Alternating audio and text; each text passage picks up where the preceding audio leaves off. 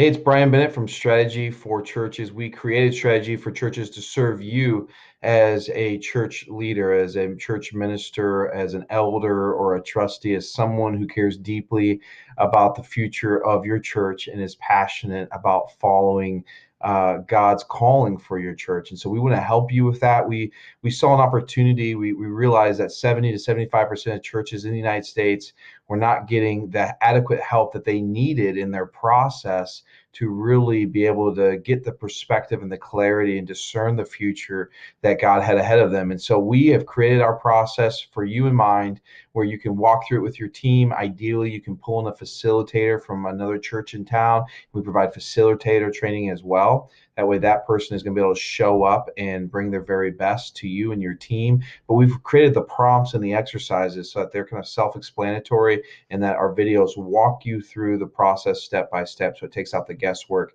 And that way, you don't have to focus on the process. All you have to focus on is discerning God's future. In this video, I want to walk you through the process, our process at Strategy for Churches. And step one is what we call our preparation phase. And so in the preparation phase, you are getting ready for the strategic process. And that means, and really you're entering into the strategic process at that point. One of the key things you'll be doing is gathering data, and that could be coming from SurveyMonkey that you're sending out, a survey, and we provide the questions for those surveys for you. You have to administrate the SurveyMonkey, but that's one way to get feedback. What's even better is to have focus groups, and those could be meeting with various stakeholders in your church or various parts of your congregation. It could mean meeting with small groups or your adult fellowship Bible studies. It could mean meeting with their Sunday school groups. However your church is structured, your home small groups or small groups on campus, however that looks like for you, meeting and just asking some core questions to get the heartbeat and the vision of your church, or at least a segment on your church, depending on how your church is structured and laid out.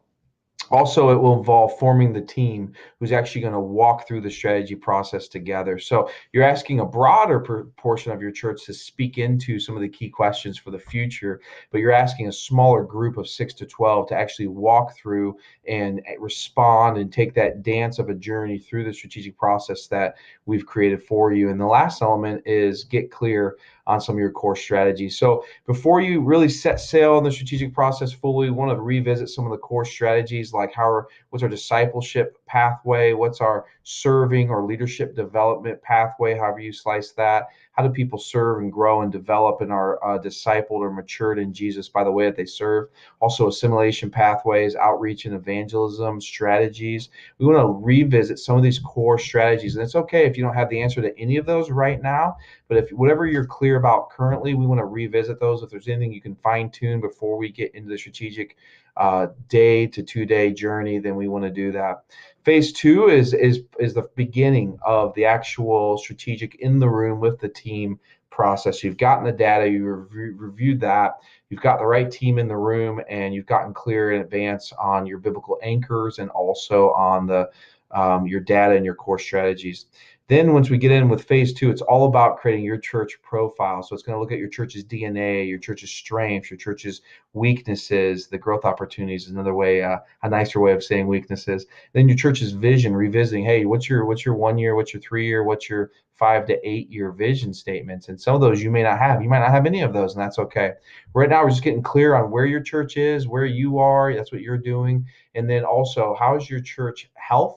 And also in terms of expansion and multiplication, how is your church situated for health and for expansion and multiplication? That's what we're doing in phase two. We're getting a deep dive on developing your church profile. That helps us then move into phase three, because in phase two, we're understanding your church's distinctiveness, your distinctive profile. In phase three, we're digging down and we're looking with a missionary lens at your local community, and we're exegeting the community. We're students of the community. We're studying the culture that your church is situated in, or you're in the team in that room are. And so you're looking at your culture and you're asking key questions of your culture, like where are people gathering? What are people's values in our community? What are the opportunities that we see? Where's there room for partnerships with other churches or Christian ministries or even some non-Christian ministries? What could that look like for us?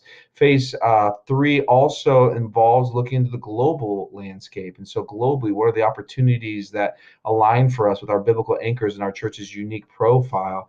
And you're also looking in phase three about the environmental trends that exist in the larger world. So we're going to look at local, national, and global trends that could affect and give shape to your community, could impact your church, and also could give shape or impact the global partnerships and ministries that you're engaged in. So we want to get real clear about that in phase 3.